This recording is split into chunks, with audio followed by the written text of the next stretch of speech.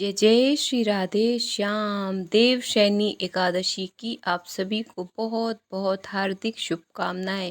बृचकनिका आप सभी का बहुत बहुत स्वागत करती है। आशा ही नहीं, पूर्ण विश्वास है कि आप लोग अपने परिवार में अपने माता पिता के साथ बहुत खुश होंगे, बहुत आनंद से होंगे और आपके इष्ट की और आपके सद्गुरु देव भगवान की और यमुना मैया की साक्षात कृपा आप पर सदैव बनी रहेगी, ऐसा मेरा पूर्ण विश्वास है।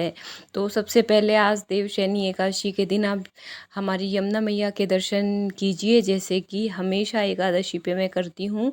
आप लोग सबसे पहले तो यमुना मैया के दर्शन कीजिए और यमुना मैया से ही हम लोग आज देवशयनी एकादशी का श्रवण पान भी करेंगे। ये हमारी सखियाँ हैं, ये यमुना जल में स्नान करने के लिए आई हैं, लेकिन मैं नहीं गई अंदर क्योंकि अभी मुझे अपनी परिक्रमा कंप्लीट करनी थी। तो इसलिए इन लोगों ने कहा कि बृजकनिका मेरा वीडियो ज़रूर बनाना, तो इसलिए मैं इन लोगों का वीडियो बना रही हूँ। लेकिन चलिए हम लोग कथा को शॉर्ट में, बहुत शॉर्ट में कहेंगे। बस हमें देवशयनी एकादशी से मैसेज क्या मिलता है बस उसको हम लोग समझ लेंगे। एक मानदाता नाम के राजा हुए जो बहुत ही दयालु थे, बहुत ही अपनी प्रजा को बहुत प्रसन्न रखते थे और हमेशा उनकी प्रजा बहुत प्रसन्न रहती थी। लेकिन अचानक से पता नहीं क्या हुआ कि उनके राज्य में सूखा, अकाल पड़ गया, ज़बरदस्त अकाल पड़ गया और प्रजा जो है वो परेशान होने लगी, लोग मृत्यु को प्राप्त होने लगे। तो जब इस तरह से होने लगा तो सारी प्रजा राजा के पास आई और राजा से आग्रह करने लगी कि हे राजा, ये कैसे हो रहा है। तो राजा जी बोले कि मुझे भी नहीं समझ में आ रहा है, मैं भी नहीं समझ पा रहा हूँ कि ये क्यों हो रहा है, ये किस लिए हो रहा है। मेरे द्वारा तो ऐसा कोई अपराध भी नहीं बना है, जान कर या अनजाने में, क्योंकि वो बहुत दयालु थे। वो हर एक चीज़ बहुत सोच समझ के करते थे, इसलिए उनकी उनकी याद में नहीं आ रहा था कि उनके द्वारा कि कोई कार्य ऐसा हुआ हो जिससे प्रजा उनकी संतुष्ट ना हो। लेकिन फिर भी प्रजा ने कहा कि अगर यही हाल रहा तो हम लोग कहीं और शरण लेंगे, जाके हम लोग यहाँ से चले जाएंगे। अब राजा ने क्या किया, कुछ उनके जो सहयोगी जन थे उनके साथ में वो वन की तरफ निकल पड़े और जब वन की तरफ निकल पड़े तो अंगिरा ऋषि जी का आश्रम पड़ा, वो वहाँ पर गए और ऋषि लोग अपने नित्य कर्म से जैसे ही निवृत्त हुए वो राजा को देख के उनसे आने का कारण पूछा। तो राजा ने अपना सारा वृतांत कह सुनाया कि ये बात है ऋषिवर, आप मुझे कोई उपाय बताइए। तो जो ऋषि थे उन्होंने आंख बंद की और वो समझ गए ये बात कौन पूछ रहा है। ये आषाढ़ मास की शुक्ल पक्ष की एकादशी के बारे में धनुर्धर अर्जुन भगवान श्री कृष्ण से ये पूछ रहे हैं कि हे कृष्ण, आप आषाढ़ मास के शुक्ल पक्ष की जो देवशयनी एकादशी है उसके महत्व को बताइए। तो श्री कृष्ण जी कहते हैं जो बात आप मुझसे पूछ रहे हो यही बात नारद जी ने ब्रह्मा जी से पूछी थी। तो जो ब्रह्मा जी ने कथा कही थी वही कथा मैं तुम्हें सुना रहा हूँ। तो इस तरह से उन्होंने मानदाता जी का वृतांत तो सुनाया और ऋषि अंगिरा जी ने जब उनकी बात को सुना तब उन्होंने कहा कि राजन, आपके राज में कोई सेवक है जो कि तपस्या कर रहा है और क्योंकि वो सतयुग था तो सतयुग में तपस्या करने का, जप तप करने का अधिकार सिर्फ और सिर्फ ब्राह्मण को था। तो इसलिए ऋषि ने कहा कि वो सेवक है, वो ऐसी ऐसी तपस्या कर रहा है तो आप उसको रोकिए। तो राजा ने कहा कि मैं नहीं रोक सकता, मैं किसी निरपराध को कोई भी पनिशमेंट नहीं दे सकता, आप मुझे कोई दूसरा उपाय बताइए।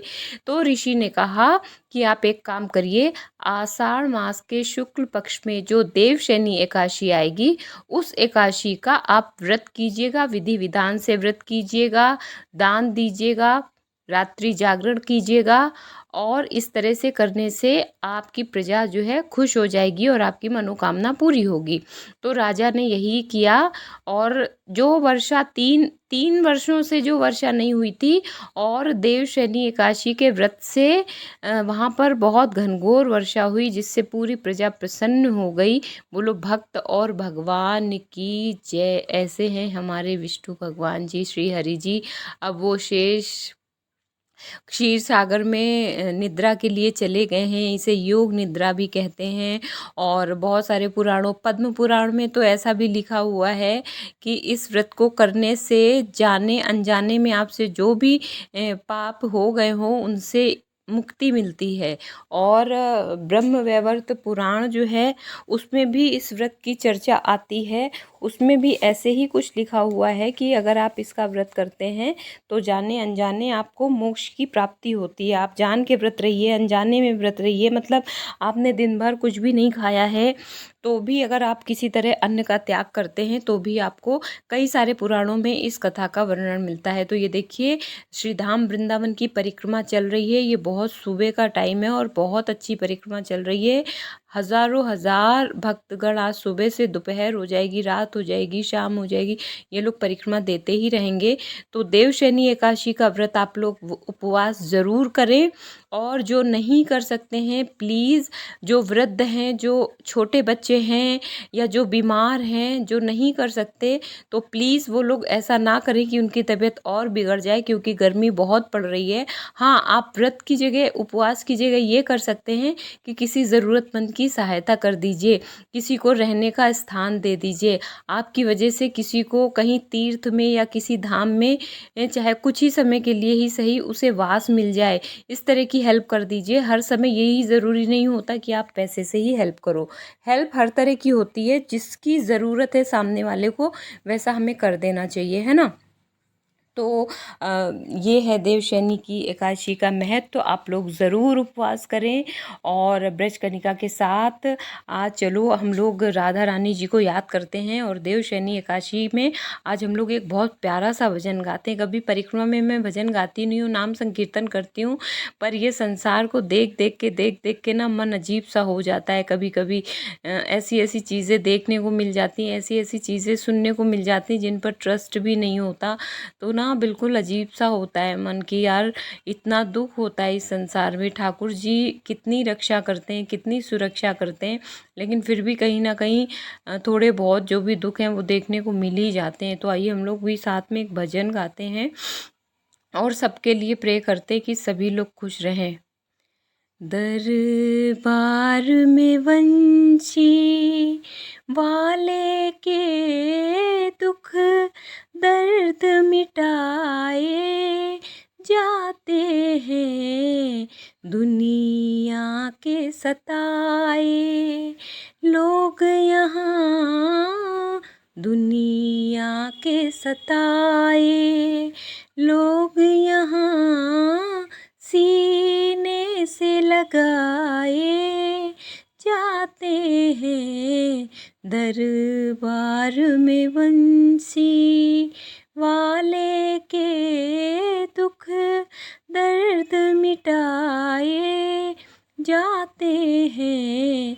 संसार नहीं है रहने को यहाँ, दुख ही दुख है सहने को, भर भर के प्याले अमृत के, भर भर के प्याले अमृत के यहाँ रोज पिलाए जाते हैं, दरबार में वंशी वाले के दुख दर्द मिटाए जाते हैं। जो गोविंद गोविंद कहते हैं वो प्रभु शरण में रहते हैं, उन्हीं को बुलाया जाता है, उन्हीं को बुलाया जाता है, दरबार लगाए जाते हैं, दरबार में वंशी वाले के दुख दुख ही मिटाए जाते हैं।